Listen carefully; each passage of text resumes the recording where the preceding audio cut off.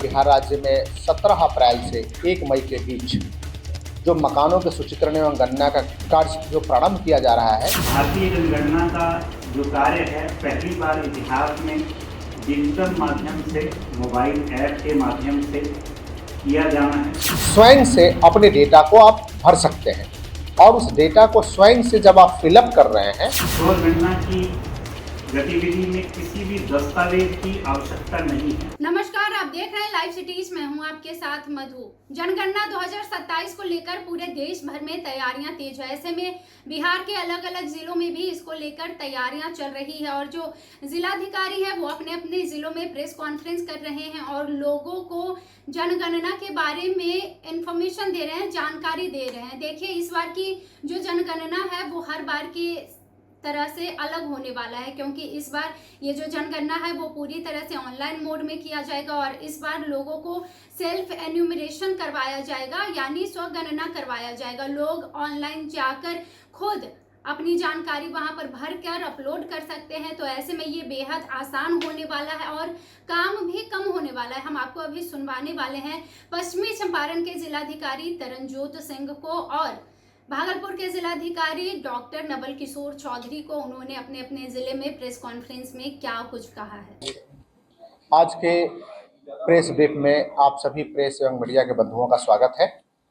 आपको अवगत कराना चाह रहा हूं कि बिहार राज्य में 17 अप्रैल से 1 मई के बीच जो मकानों के सूचीकरण एवं गणना का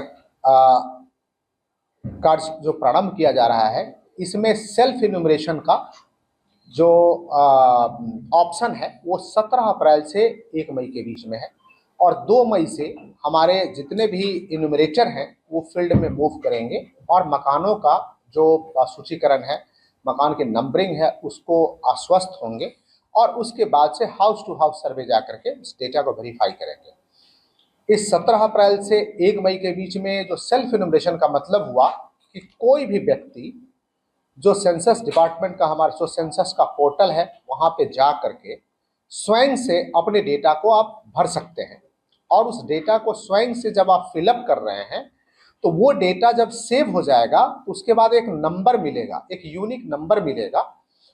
उस नंबर के माध्यम से जब हमारे इन्यूमरेटर 2 मई से जब हाउस टू हाउस सर्वे करेंगे, उस डेटा में आपको कोई बदलाव की ज़रूरत है या उस डेटा को ओके करने की ज़रूरत है, आप जब वो यूनिक आईडी बताएंगे, उस यूनिक आईडी के माध्यम से आपके डेटा को जाके चेक भी कर लेंगे।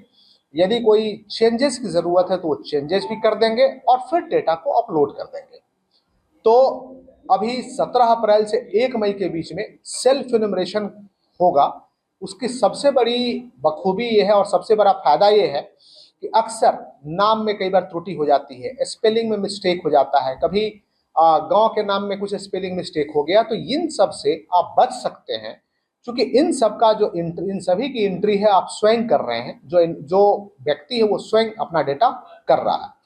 जब डेटा में सेंसस का जो पोर्टल है उस पर जब लॉगिन करेंगे तो एक मोबाइल नंबर जरूर मांगता है, उस पर OTP आएगा। जब बिहार के लिए ओपन करेंगे तो आज बिहार का पोर्टल नहीं खुला हुआ, कल से खुलेगा। तो जब आप बिहार का राज्य सेलेक्ट करेंगे उसके बाद उस पर जो मोबाइल नंबर मांगेगा, OTP मांगेगा, उसके बाद उस OTP के माध्यम से फिर आप लॉगिन कर रहे हैं। तो कुल 33 प्रकार के प्रश्न आपको खुद से भरने हैं कि आप अपने बारे में जो सर्वे कर रहे हैं और उसी सर्वे को जब सबमिट करेंगे तो एक यूनिक आईडी मिलेगा। जिस यूनिक आईडी में यदि बदलाव की आवश्यकता हो, एडिट करने की आवश्यकता हो तो 2 मई के बाद उसको कर सकते हैं। यदि बदलाव की आवश्यकता नहीं है तो इन्यूमरेटर को काफ़ी सहूलियत होगी और इसमें पूरी प्रक्रिया ट्रांसपेरेंट है। हम लोगों ने अपने IT डिपार्टमेंट के माध्यम से एक छोटा सा वीडियो भी बनाया है ताकि आम जनों को इसे सहूलियत हो सके। और हम लोग का लक्ष्य है पहला कि हमारे जितने भी सरकारी कर्मी हैं, जिस विभाग के भी हैं, सबसे पहले हमारा लक्ष्य है कि प्रथम 2 दिनों में उनका हम इनरोलमेंट करा दें। दूसरा, मैं आप प्रेस एवं मीडिया के माध्यम से मैं आम जनों से अनुरोध करूंगा कि ये तो हम लोग कर ही रहे हैं, लेकिन आम जन भी अपने डेटा में स्पेलिंग से लेकर के सारी चीज़ों को स्वयं जानते हैं, तो डेटा को जरूर फिलअप करें। Thank you. प्रथम चरण में मकान सूचीकरण और मकानों की गणना का कार्य किया जाना है और द्वितीय चरण में जनसंख्या की गणना का कार्य किया जाना। भारतीय जनगणना का जो कार्य है पहली बार इतिहास में डिजिटल माध्यम से, मोबाइल ऐप के माध्यम से किया जाना है और प्रथम और द्वितीय चरण की शुरुआत से पहले इस बार स्वगणना का भी प्रावधान किया गया है।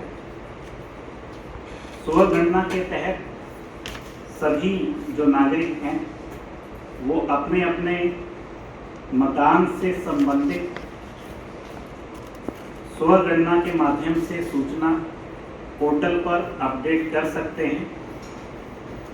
स्वगणना के लिए सेल्फ एन्यूमरेशन पोर्टल जो है वो se.census.gov.in पोर्टल बनाया गया है। इसका राइटअप भी अलग से हम आपको उपलब्ध करा देंगे।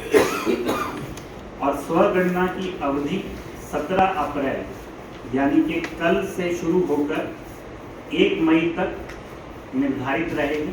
इस अवधि में कभी भी ऑनलाइन पोर्टल के माध्यम से जो नागरिक हैं वो 33 पैरामीटर्स पर अपने मकान सूचीकरण और मकान गणना से संबंधित प्रश्नों का उत्तर पोर्टल के माध्यम से अपडेट कर सकते हैं। और मेरी पश्चिम चंपारण जिला के सभी जिलावासियों से ये अपील है कि आप अधिक से अधिक संख्या में स्वगणना की इस गतिविधि में भाग लें। आपके द्वारा दर्ज की गई जानकारी पूर्ण तरीके से गोपनीय रखी जाएगी और इस स्वगणना की गतिविधि में किसी भी दस्तावेज की आवश्यकता नहीं है। आपसे कोई भी आधार, पासपोर्ट इत्यादि नहीं मांगा जाएगा। केवल आपको मकान का, जैसे मकान नंबर क्या है, कितने तल्ले का मकान है, बिल्डिंग की स्थिति कैसी है, कितने परिवार उसमें निवास करते हैं, इस नेचर के 33 प्रश्न हैं जिसका उत्तर आपको उस पर पोर्टल पर अपडेट करना है। कोई भी डॉक्यूमेंट की आवश्यकता नहीं है। तो 17 अप्रैल से 1 मई तक ये कार्य किया जाना है। तो मेरा आप सभी नगरवासियों से, जिलावासियों से अनुरोध है। तो आपने दोनों जिलाधिकारी को सुना। हम आपको बता दें कि पश्चिमी चंपारण के जिलाधिकारी तरनजोत सिंह ने बताया कि भारत सरकार द्वारा वर्ष 2027 में पहली बार ऐसा जनगणना आयोजन करवाया जा रहा है जिसमें पूरी तरह से ये ऑनलाइन मोड में किया जाएगा। वहीं भागलपुर के जिलाधिकारी डॉक्टर नवल किशोर चौधरी ने बताया कि 17 अप्रैल से 1 मई 2026 तक मकान सूचीकरण और सेल्फ एन्यूमरेशन का कार्य किया जाएगा। नागरिक आधिकारिक पोर्टल पर जाकर मोबाइल नंबर और OTP के जरिए लॉगिन कर अपनी जानकारी दर्ज कर सकते हैं। तो इस बार का जो जनगणना है, इस बार की जो जनगणना है वो हर बार से अलग होने वाला है। तमाम बातें आप तक पहुंचाएंगे। जुड़े रहिए लाइव सिटीज के साथ। वीडियो देखने के लिए आपका धन्यवाद।